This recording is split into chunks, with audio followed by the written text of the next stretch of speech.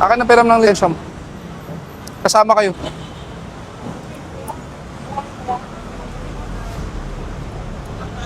Pakuha nyo na to pag walang driver.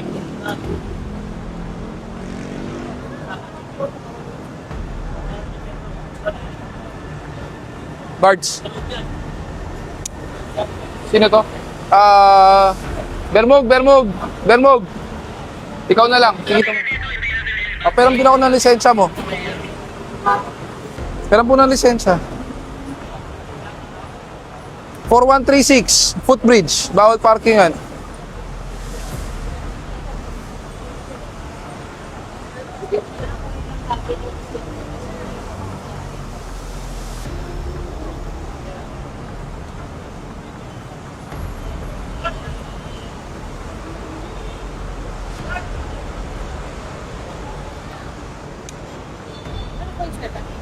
Tigon. Sa kanya. Kikita mo.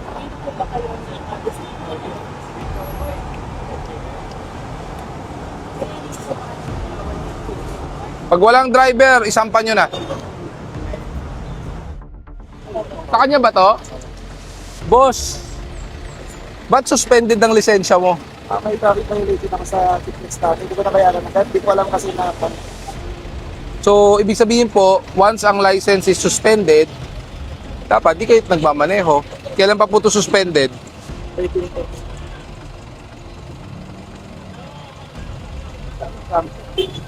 Suspended po ang lisensya nyo hanggang February 13, 2026. Ibig sabihin, bawal po kayo magmaneho dapat. Okay sana, digital ID sa LTO portal. Tama po yan. Yun nga lang po, sir. Ayan po, suspended po ang lisensya. Technically, bawal po kayo magmaneho. Wala pa kayong ibang kasama? Oh, yun nga. So, nagmamaneho po kayo ng lisensyang suspendido. So, bawal po yun. May ORCR po kayong dala. Sir, bakit po suspended yung license? Well, apparently, based on the LTMS portal dashboard, meron siyang violation before, if I'm not mistaken, no, sa TPLEX. So, apparently, hindi po siya nagbayad. So, suspended until February 13, 2026 po yung lisensya niya. It's good na meron siyang digital ID sa LTMS. However, actually, ito po yung kinaganda rin, no, nung online portal. Makikita natin kaagad kung ang lisensya po ba ay eligible siya magmaneho, kung ito po ba ay suspended due to a violation. So, we suggest also, no, talagang paigtingin natin yung paggagamit din po nitong digital ID. Kasi from there on, pag physical ID po yan, hindi natin malalaman kung suspendido ang lisensya eh. But this one, kita natin kaagad. So, technically, if your license is suspended, you are while it is suspended, bawal po kayo. Bawal po kayo magmaneho. Yung privilege nyo to drive a motor vehicle is also suspended. Ano po mangyayari sa kanya? Well, we have to verify kung meron siyang ORCR. Kung wala pong ORCR din po yan, we can impound the vehicle. Kasi nga po, your right to operate a motor vehicle is suspended. Ibig sabihin, yung pribilehiyo nyo po sa pagmamaneho, hanggang hindi po nalilif ang suspension, bawal po yan. Bards, check mo kung may ORCR. Ay, Sir Gab, ano po ito? Ayusin po kasi. Pero yung po, request na po namin sa DPS, kukunin na. Kailan? Tagal na niyan. Pero ano po yan, inaantay. Tagal niya nung DPS, pinakukuha na namin yan. Last year pa yan nandyan. Pero ito pong pinakukuha na namin yan. Kasi balak po sana yan, paayos pa. Bakit di nyo lang sa lobby parada, hindi dito sa Mabuhay? Hindi na po maalis Ililigpit po sana namin yan, itatabi. Ang problema, sa dami po ng tao na tumulak dyan, nag-stack up na. Ay, totoo namin. Ay, nagumulong. Totoo namin para, Gusto nyo ito na yan, dahil kukunin na rin naman po ng yan. ito mga to. Linisin nyo na yan, linisin Ito nyo na. naman po, umaandar po ito. Kaya lang, ayusin lang. Ginawa nyo ng parkingan. Kaya tuloy hindi mapasunod-sunod mga tao dito. Hindi po, ito ayusin lang talaga. Isang, kasi isang barangay doon, nasabihan ko na kahapon, inayos. Yan po, ito, ano ko. Kailan? Ito, ano nyo lang, papalitan ko ng gulong para matanggal po rin. Hindi ba dinala po ngayon, ipasok nyo na po sa loob? Okay, papasok na lang po. Dati naman po. Pasok nyo na po ngayon. Ito po flat, hindi mo namin matutulak. Papalitan ko pa ng gulong. Oh, tulungan nyo, ito ilagay nyo dyan sa kanila. Kahit dito na lang muna po. Kanto po kasi. Sige na, bigyan nyo na yan. Ibig sabihin wala nakakuha dito. Tulak nyo na. Walang internet na to? Tulak daw. May nakakuha? Oh, pasok nyo sa loob. Tulak. Kwanto lang ha. Papalitan pa nga lang. Yung sa doon, kalabas. Takal na yan dyan. Yan, dami na lang.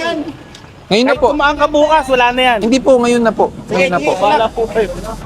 Hindi ako bahala. Kayo na nga may mali, ako pa bahala. Ibig sabihin po, kayo bahala eh. Eh, ang tagal nyo na tinambak dyan eh. Oh.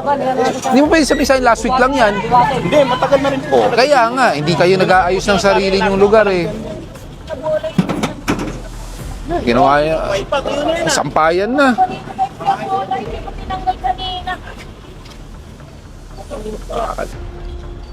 Yung tricycle.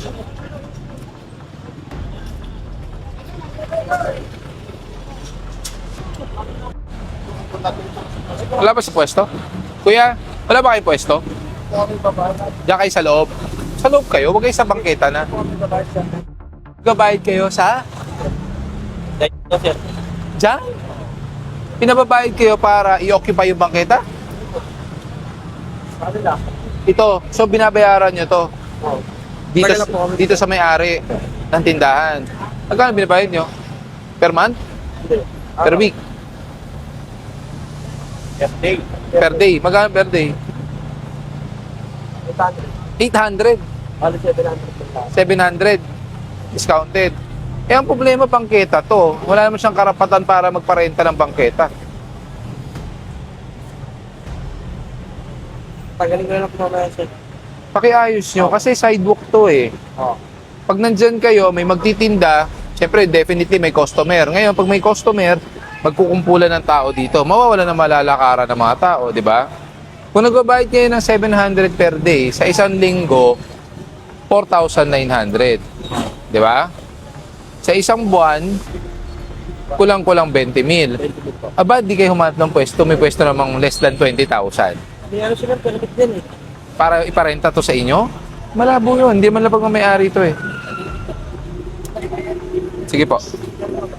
Wala silang karapatan dahil hindi na pagmamayari ito. Dahil ito'y bangketa sa gobyerno to. Ngayon, kung nagbabayad kayo ng ganong kalaki, humanap na lang kayo ng pwesto. May stall naman na tig 15,000 lang. At least maayos pa yung pwesto nyo. Hindi kayo nasa kalsada o I mean nasa bangketa, di ba? Meron, di ba? Merong mga stall na mas mura. Nasanay na. O kaso problema nga, narereklamo kasi masikip. Kung may pwesto sana kayo tulad nila, walang problema, ipasok sa loob. E ang problema, wala. Di ba? Tayo nyo hanapan ng pwesto, ha? Nasusunod pagbalik, tatanggalin ko na yan. Okay? Okay. Ah, siya yung nagpaparenta?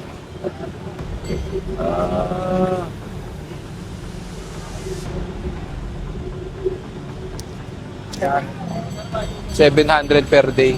Masyado, grabe naman yan. Hindi naman yan pagmamayari yan. Oo. Hanapan niyo. May resibo ba yan? Walang resibo.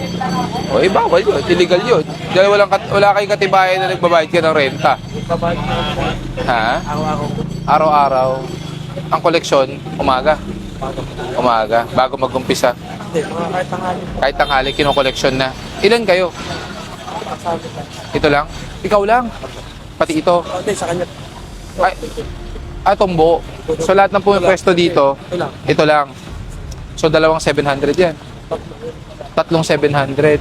Sa 700 lang po. 700 yan, tatlong yan. So kayo lang. Kasi siya lang may-ari nito. Kasi iba na may-ari yan. Sila nagbabayad siya. Sila naman.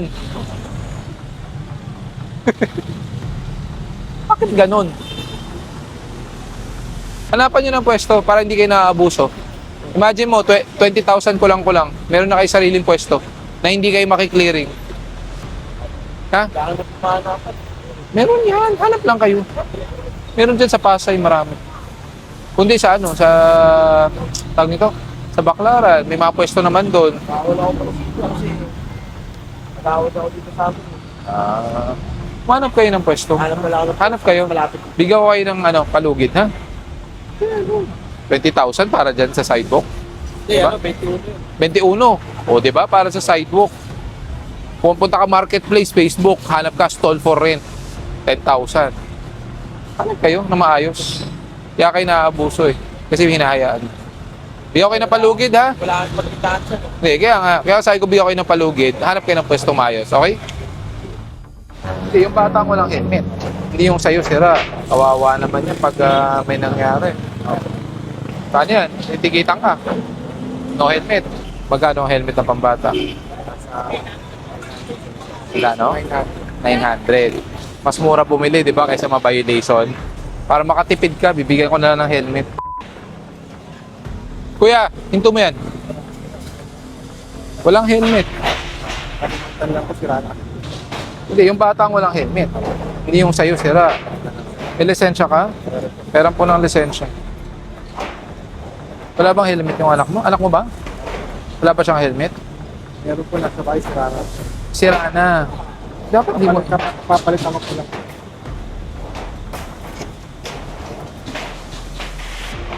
At ko na po sana. Sige po, verify natin mo. ORCR po. Di ORCR, ORCR.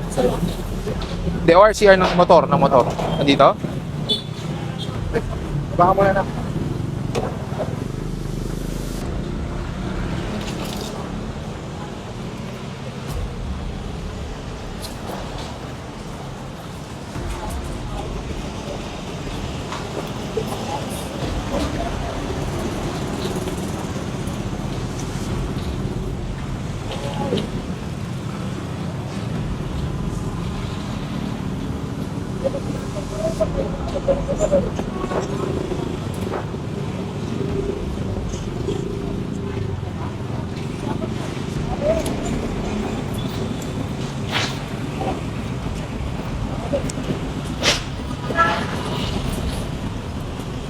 Asan helmet niya? Sira?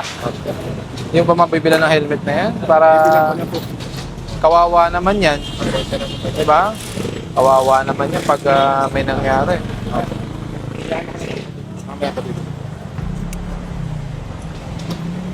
Saan yan? Itikitan ka.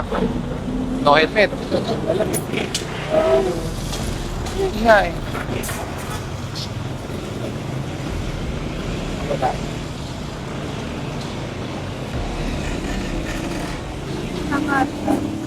Kaya bakit ba kailangan mag-helmet? For safety po talaga. For safety. Sira lang talaga. Nasira lang talaga. Kaya sa akin, na-accidente kasi ako naman. Ano nangyari? Nag-slide po ako dito sa may, ano, may papuntang Alabang. Nasira po Tapos? isang helmet. Tapos, kasama kong tindera. Nagkaroon din ng mga pasa. Bakit ka na-aksidente? May bigla po tumawid. Biglang tumawid, pumreno ka. Sa may service sa ano. Ano ba, nag-ano ka ba? TNBS, Joyride, Hindi gano'n? po, ano po, may basar po kami po. May basag. Alam ba magkano ang violation pag walang suot na helmet yung angkas? 1.5. Tama ka doon. Magkano ang helmet ng pambata? Wala, no? 900. Mas mura bumili, di ba, kaysa ma-violation? Kaya ano ko na po talaga. Para makatipid ka, bibigyan ko na lang ng helmet. Ay, thank you po sir. Kawawa naman yung bata. Kaya na po talaga. Ano na talaga ako na araw.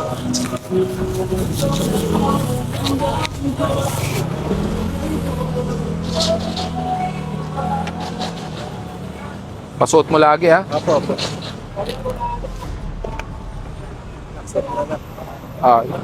Suot mo.